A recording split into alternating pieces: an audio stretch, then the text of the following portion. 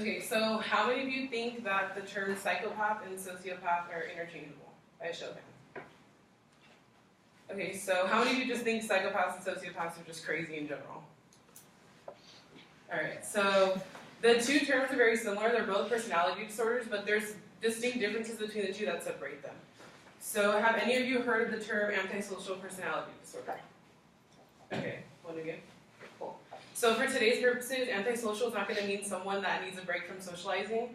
According to a 2014 Psychology Today article by criminologist Dr. Scott Bond, characteristics of an antisocial personality disorder include the lack of guilt or remorse, violent tendencies, and the disregard for social rules. So today I want to cover 3 main points. First, the similarities and differences between the two disorders. Second, the amount of people that suffer from each disorder. And then third, some examples so you guys get a better idea. So first I want to start with similarities and differences. So both are antisocial personality disorders. And both psychopaths and sociopaths lack remorse or guilt. They have violent tendencies. And then they have disregard for social rules and laws. So those are very large similarities between the two personality disorders, so people often get confused, but there's one major thing that separates the two, and that's origin. So for psychopaths, they tend to be said to be born that way, and then sociopaths are said to be products of their environment. So a way to think about it in an easier sense is when you think of psychopath, look at psycho and then think of mind, and sociopath, look at socio and think society. So in an article titled Psychopathy versus Sociopathy, Jack Pemmett, a member of the biological department at the University of Mississippi, explains that psychopaths actually have reduced gray matter in their prefrontal lobe and they have deformed amygdalas. So what this means is that the prefrontal lobe is in charge of personality expression as well as decision making and social behavior, and the amygdala controls emotions. So you can only imagine when someone has dysfunctions in these parts of the brain, what that does to their personality. So, since the emotion centers of a psychopath is underdeveloped,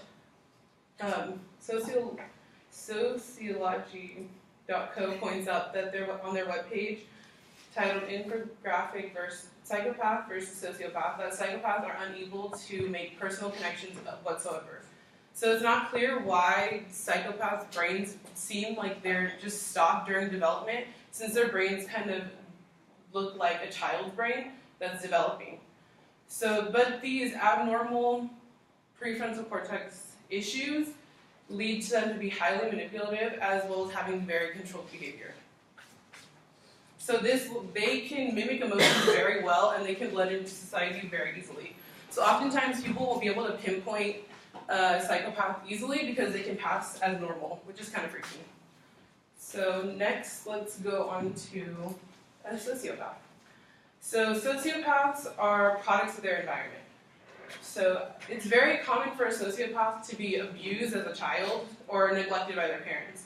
So there are critical periods in a child's life that they need specific care during development. And if someone is positively or negatively affected during critical periods, it can affect their psychological state in a certain way. So it's possible that a psychopath's personality disorder can be preventable, but that's not proven just yet. So personally, I feel a lot of empathy towards sociopaths because their society did them wrong. People have treated them so poorly that this personality disorder was developed. So in Psychopathy, Sociopathy, and Crime, written by professor of psychology, Dr. David T. Lycan, he states we're currently producing sociopaths with factory-like frequency in the United States. Dr. Lycan believes that if we can figure out a way to prevent sociopathy, even if we can't yet cure it.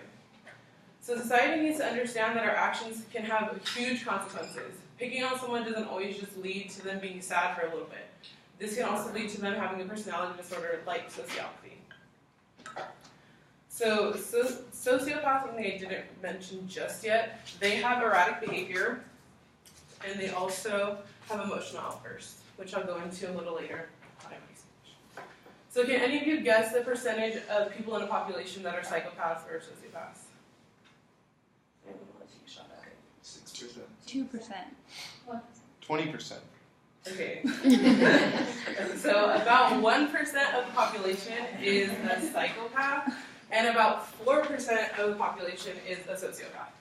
So, what Dr. Lycan said, that we're producing sociopaths with factory-like frequency, then this statistic makes perfect sense. It's very uncommon for someone to be a psychopath because there's very major biological factors that play into someone becoming a psychopath. Whereas for a sociopath, there's environmental factors that can affect them as like their entire childhood that can lead them to becoming a sociopath. So many of you might have thought there's more psychopaths in the population because many serial killers are psychopaths or they have psychopathic tendencies. So for examples, a great example of a psychopath is John Wayne Gacy. Sorry, I'm going to nerd out a little bit right now. So John Wayne Gacy, also known as the Killer Clown or Pogo the Clown. John Wayne Gacy was a prolific serial killer in the 70s, and he's known for torturing, raping, and strangling 33 young men in his period as serial killer. So in a biographical article about the diabolical killer clown on Psychology Today's website by Dr. Scott Bond, he states that killers like Gacy just look like average charming guys. They don't look like monsters, so they look like normal people. So earlier today I said that psychopaths are skilled at mimicking emotions as well as social behavior. So he was able to blend in perfectly. He murdered for 6 years straight without getting caught. The only thing that did him in was the fact that he hid his bodies underneath his house so people actually could smell them from his home. So John Wayne Gacy was cunning and organized. So he's a perfect example for a psychopath. So onto a man with a sociopathic personality was put on display after he was arrested as a contract killer. Richard the Iceman Kuklinski. So he confessed for 200 murders over the period of time when he said he was contract killer. This was never confirmed, but Charles Mondalto, author of a web article titled Profile of Richard Kuklinski, described the childhood of the contract killer as one riddled with childhood abuse from both of his parents. Kuklinski's father actually beat his brother to death. So by the time, so you can only imagine what these environmental events did to this poor kid's head. So sociopaths differ from psychopaths, like I said, because they have erratic behavior and they aren't very organized, they're very impulsive. So a lot of their stuff is, built off of like rage, like their like killings or their like violent tendencies. So Kuklinski's first murder was when he was 14, unintentionally out of rage. He actually killed his bully. He beat him to death. And as his killings continued, Kuklinski's erratic behavior actually caused him to be caught a lot easier. So these two terms may be very similar in your head, but they're not the same at all. So a sociopath stems from biological disorders or like biological dysfunctions, such as brain abnormalities, and psychopathy stems from environmental factors like childhood abuse.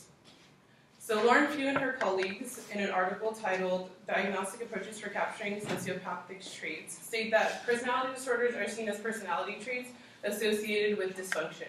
So this dysfunction that psychopaths and sociopaths display are completely different. But luckily for you and me, only a small percentage of the population are psychopaths or sociopaths, so you probably won't meet one anytime soon, so you can relax.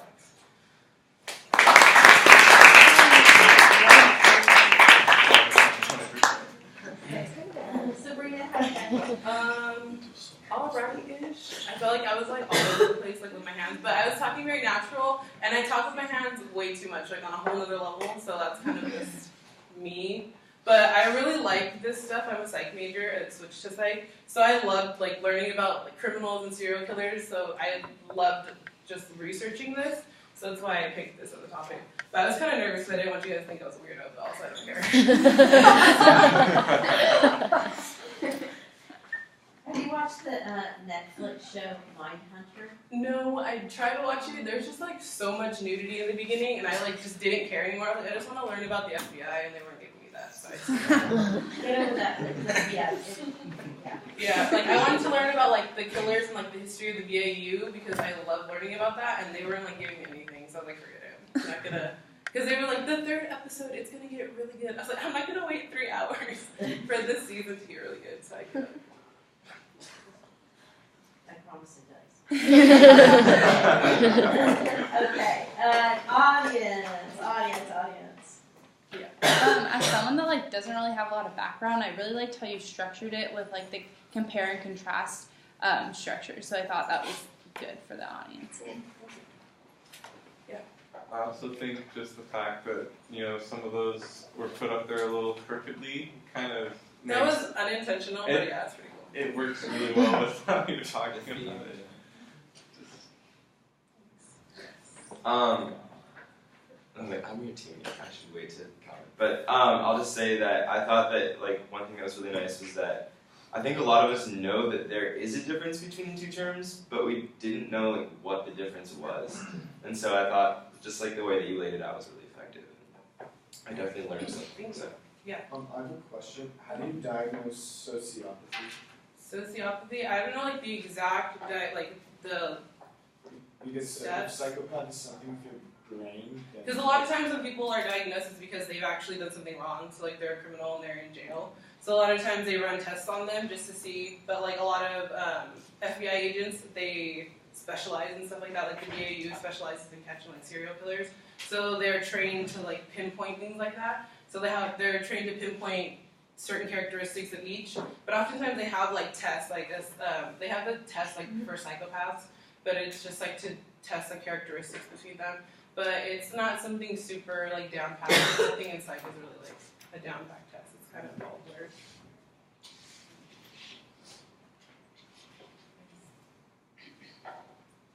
Okay, teammates.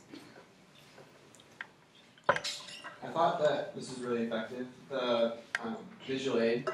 There was a time when you put something up on psychopath and then stepped in front of it. Yeah, I know. I realized that, and I was like, oh dang. And I think that was also due to the projector kind of being in the way. So one more thing for the credibility statement. You said like psychology is your major after the fact. I think that would have been something really good to put in. That would have really helped with that. But I really enjoyed learning about this topic. I was super impressed with like the topic you picked.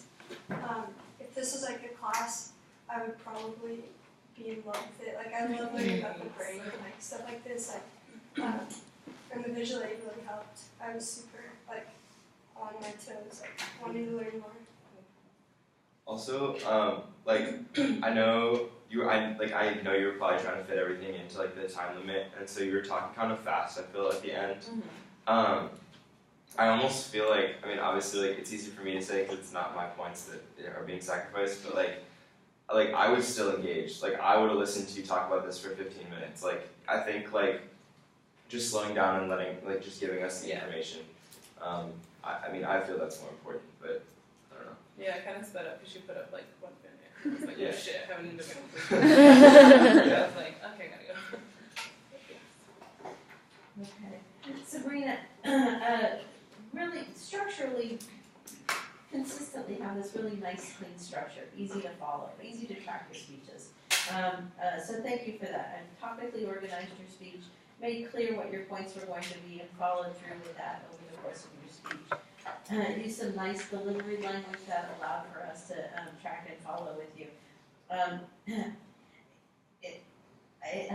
You kind of have this, you have a, stylistically, you kind of have a deadpan, you know, and so it kind of works for the topic because, you know, you delivered it in a way that was very matter of fact and serious, but you could almost see like, you know, when you start talking about it, you can say, you know, like, this is really kind of cool. So I thought delivery-wise, you allowed us to engage with your topic, made it clear and engaging, delivered it in a manner that was conversational, and I think that I think posting those on the board made it interactive for us, so that as you were talking about it, we could always go back and go back and look, and I appreciated that you went back and reiterated what you had mentioned before. I also appreciated the fact that you gave us an example of each, so that it was so clearly distinguishable in terms of what those who those people are and what how they responded. So I thought that you did well. I would say just kind of be careful of standing up evenly on both feet. Yeah. Don't sink into a hip. That's about all I have. Cool.